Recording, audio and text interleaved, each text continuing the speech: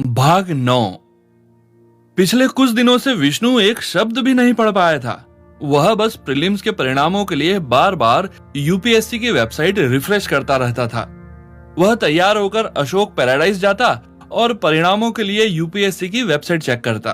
फिर वह दोस्तों के साथ लंच करता और उसके बाद घर जाकर वेबसाइट रिफ्रेश करने की प्रक्रिया दोहराता।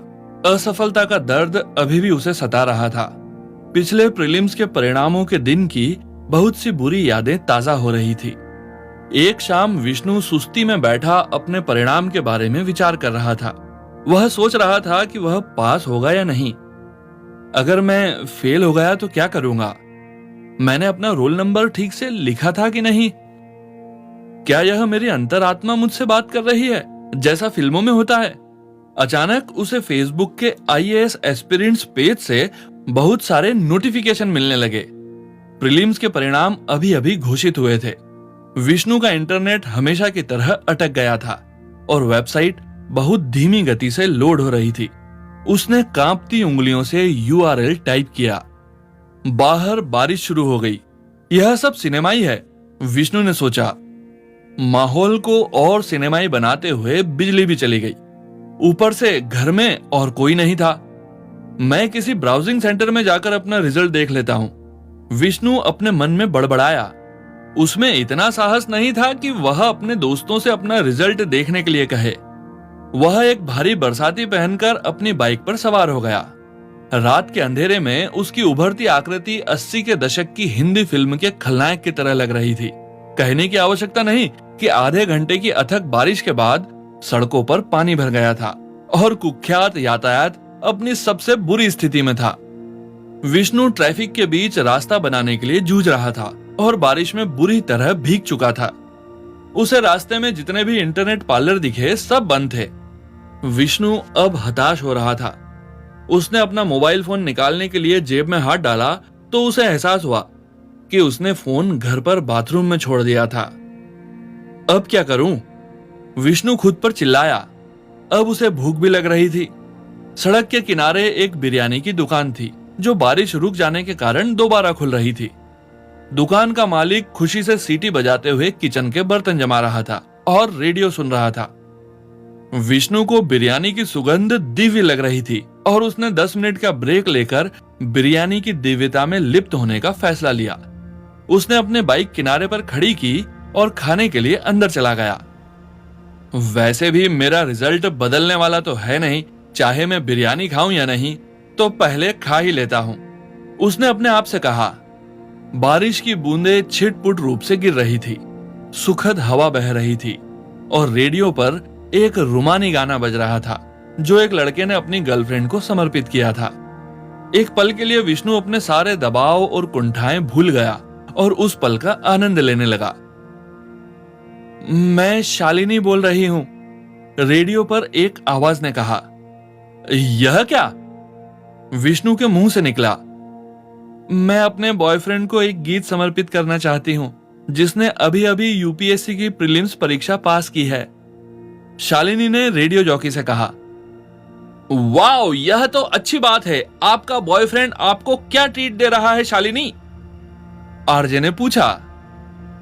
उस बेवकूफ ने अभी तक मेरे कॉल भी नहीं लिए हैं। मुझे पता भी नहीं इस समय वह कहां है, शालिनी बोली। आप जहां भी है अपनी गर्लफ्रेंड शालिनी को कॉल कीजिए और हाँ, शुभकामनाएं कलेक्टर साहब, आरजे ने शालिनी का चुना गाना बजाने से पहले कहा। यह आरजे उन 87,97,390 अन्य भारतीयों में से एक था जो सोचते हैं कि अगर एक उम्मीदवार प्रीलिम्स भी पास कर लेता है तो वह अगले दिन ही कलेक्टर बन जाता है। क्या ये लोग मेरी बात कर रहे थे या यह लखनऊ से कोई और शालिनी थी जिसका एक बॉयफ्रेंड था जिसने प्रीलिम्स पास कर लिए थे? क्या मैं पास हो गया या इस बार भी फेल हो गया? विष्णु से बिरयानी निगली नहीं जा रही थी। अब विष्णु से इंतजार नहीं हो रहा था। उसने बिरयानी वाले से उसका फोन मांगा। बिरयानी वाले ने अनिच्छा से फोन दे दिया। वह भी तब जब विष्णु ने बिरयानी की चौथाई प्लेट और लेने का वादा किया। एक दशक पहले रिलायंस 501 योजना पेश किए जाने के बाद से विष्णु और शालिनी के बीच फोन पर बातचीत का लंबा इतिहास था, लेकिन विष्णु को कभी उसका फोन नंबर याद नहीं हुआ वास्तव में उसे किसी का फोन नंबर याद नहीं रहता था। सॉरी, यह गलत नंबर है। दूसरी ओर से आवाज आई और विष्णु ने 12वीं बार फोन काटा। उसने शालिनी का नंबर याद करने के चक्कर में 12 गलत अनुमान लगाए थे। इस बीच बिरयानी वाले ने उसे टोका, अगर एक बार और कॉल करना है तो आधी प्लेट बिरयानी और ऑर्डर करो, नहीं तो मुझे मेरा फोन वापस करो। ठीक है भैया, एक आखिरी कॉल और मैं आधी प्लेट बिरयानी और ऑर्डर कर रहा हूं। विष्णु ने अपना बटुआ निकाला और उसमें से एक कागज का टुकड़ा, जिसमें उसने ग्रेट माइंड्स कोचिंग सेंटर का लैंडलाइन नंबर लिखा था। हेलो, दूसरी ओर से आवाज आई। हेलो गीता मैम, मैं विश्वनाथ बोल रहा हूं। ओह विष्णु, बधाई हो, तुमने प्रीलिम्स पास कर लिए हैं। तुम्हारे दोनों दोस्त भी पास हो गए हैं, श्रीमती गीता ने कहा। बहुत बहुत धन्यवाद मैम, विष्णु ने कहा और फोन रख दिया। उसे न खुशी महसूस हुई न अत्यधिक आनंद, बस राहत की एक गहरी भावना महसूस हुई। उसने राहत की इतनी गहरी सांस बाहर छोड़ी कि पास में बैठा एक कुत्ता चौंक गया। उसने शांति से बिरयानी का बचा हुआ हिस्सा खत्म किया। उसके बाद उसने 2 और प्लेटें पैक करवाई और बिरयानी वाले को धन्यवाद दिया। बाद में वह सीधे अशोक पैराडाइज गया, जहां पहले से एक बड़ी पार्टी चल रही थी। जिन्होंने परीक्षा पास कर ली थी वे खुशी में पीकर धुत थे, और जिन्होंने नहीं की थी वे भी पीकर धुत थे दुख से। अशोक मुश्किल से खड़ा हो पा रहा था। वह कूद रहा था और छत पर चारों ओर पागल की तरह दौड़ रहा था। हे विष्णु, बधाई हो, हमें कितनी बार कॉल करना पड़ता है तुम्हें। तुम्हें भी बधाई हो विनोद। हाँ, मैं एक झमेले में फंस गया था। घर पर फोन छोड़ देना उसका बहुत छोटा सा हिस्सा था। खैर, मैं तुम्हारे और अशोक के लिए और अपने सभी दोस्तों के लिए बहुत खुश हूँ जिन्होंने परीक्षा पास कर ली है। वैसे अपनी क्लास में कौन कौन पास हुआ है? मदन, दीप्ति, मोहित, विनोद बोलता गया। प्रभु? नहीं, प्रभु तभी पास होगा जब वह अपनी तरह से काम करेगा, मदन की तरह नहीं। अशोक अब सच में खुराफाती हो रहा था। वह छत पर लगे डीटीएच एंटीना को तोड़ने की कोशिश कर रहा था। तुम शराब नहीं पीते है ना? विनोद ने पूछा। नहीं, और तुम नशे में नहीं लग रहे हो? पहले मैं पीता था, अब नहीं। नीना का शुक्रिया। विनोद शर्मा गया। नीना का क्या हुआ, वह पास हो गई? विष्णु ने पूछा। डूड, यह भी कोई सवाल है? बिल्कुल पास हो गई है। विनोद का शर्माना गर्व की भावना में बदल गया। इस बीच अशोक जोर से चिल्लाते हुए बगल वाले घर की छत पर कूद गया। हे अशोक, संभल के! विनोद और विष्णु एक साथ बोले।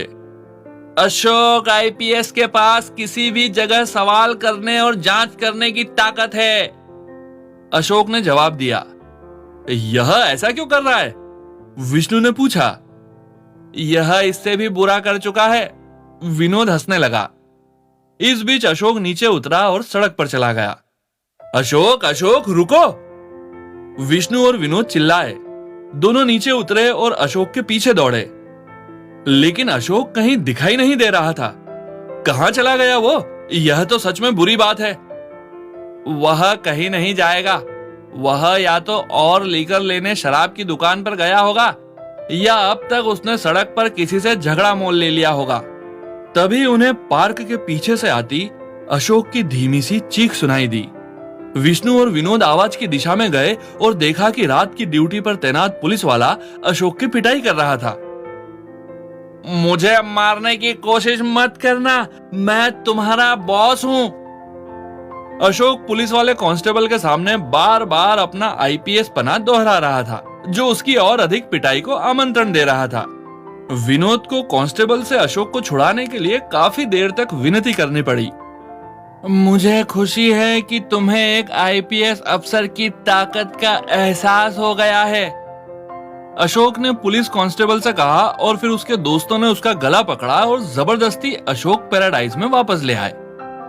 चूंकि लोग अभी भी पार्टी के मूड में थे, अशोक ने फिर से अपना लुका छुपी का खेल शुरू कर दिया। विष्णु और विनोद ने उसे एक किनारे खींचा और उनके कमरे में ले आए। जब तक वे व्यवस्थित हुए, रात के 2 बज चुके थे और तेज बारिश शुरू हो चुकी थी। विष्णु एक कोने में बैठकर बारिश रुकने का इंतजार करने लगा। विनोद इस बीच नीना से फोन पर बात करने में व्यस्त था। विष्णु बारिश रुकने का इंतजार करता रहा और फिर उसे नींद आ गई। हे विष्णु, आलसी, पहले तो तुम फोन नहीं उठाते और फिर यहाँ आकर सुबह 10 बजे तक सो रहे हो। अशोक ने सख्त आवाज में विष्णु को जगाया।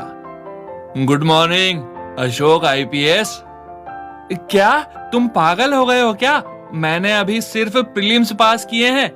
पूरे देश में 14,000 और लोगों ने भी यह परीक्षा पास की है। मुझे अशोक आईपीएस बुलाकर तुम अति आत्मविश्वासी हो रहे हो। हाँ बिल्कुल सही। वैसे तुम कल रात क्या कर रहे थे?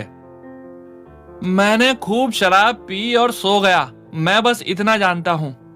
हाँ, नशे में होना शुरुआत थी और सो जाना अंत, लेकिन उसके बीच एक मिनी धूम 3 भी हुई थी। अशोक झेंप कर मुस्कुरा दिया। विष्णु एक लंबे समय बाद ठहाका लगाकर हंसा और घर के लिए निकल गया।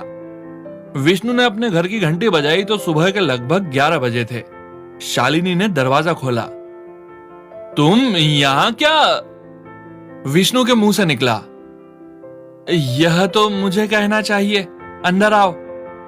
उसने विष्णु को निमंत्रण दिया। विष्णु ने टेबल पर फल की टोकरी और पौष्टिक पेय देखा और शालिनी को घूरने लगा। मुझे लगा तुम कहीं गिर गए थे या ऐसा कुछ और हो गया था। शालिनी बोली, कितना अच्छा सोचा तुमने। मैं अपना फोन घर पर भूल गया था और इंटरनेट बहुत धीमा चल रहा था, इसलिए रिजल्ट देखने बाहर चला गया और फंस गया। मैं जानती हूँ तुम्हारे फोन में 57 मिस्ड कॉल्स हैं और 42 टेक्स्ट मैसेज हैं और व्हाट्सएप मैसेज तो मैंने गिने भी नहीं। और हाँ, बधाई। विष्णु ने अपना सिर हिलाया और अंदर चला गया। उसकी माँ किचन में थी। अरे विष्णु, बधाई हो बेटा। पापा को और मुझे कल रात बहुत खुशी हुई। तुमने विनोद के फोन से जो मैसेज भेजा था वह देखा हमने। पापा बाहर गए हैं, तुम नहाकर कुछ खा लो। उसकी माँ ने कहा। वे अत्यधिक प्रसन्न थी और यह खुशी उनके चेहरे पर साफ दिख रही थी। आंटी, मैं जा रही हूँ, मेरा ऑफिस है आज। तुम कुछ खाकर क्यों नहीं जाती? विष्णु ने पूछा।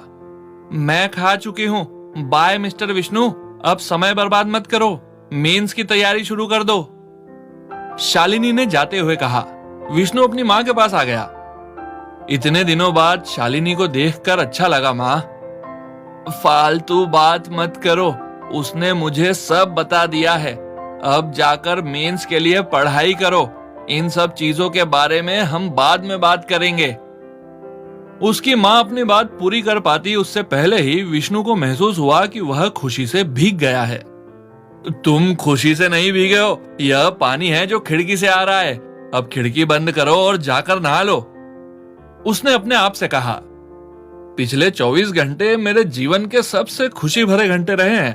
अब चाहे जो भी हो जाए, मुझे वह सब बनाए रखने की कोशिश करनी है जो मुझे इन 24 घंटों में मिला है। विष्णु बार बार खुद से कहता रहा। परीक्षा पास करना अच्छा है, लेकिन जिस तरीके से तुमने यह किया है वह प्रशंसनीय है। एक नया विषय लेना, उसे 3-4 महीने पढ़कर सोचना कि तुमने उसमें महारत हासिल कर ली है, फिर एक दिन यह निराशाजनक समाचार मिलना कि विषय का पूरा सिस्टम हटा दिया गया है, और परीक्षा के केवल 3 महीने पहले नए पैटर्न को अपनाना, फिर कड़ी मेहनत करना और सफल हो जाना, और यह सब अधिकांश समय चेहरे पर एक मुस्कान के साथ करना। मुझे तुम पर गर्व है। तुम्हारा फाइनल रिजल्ट जो भी आए, मुझे तुम पर गर्व होगा। पिता के शब्दों ने विष्णु को रुला दिया।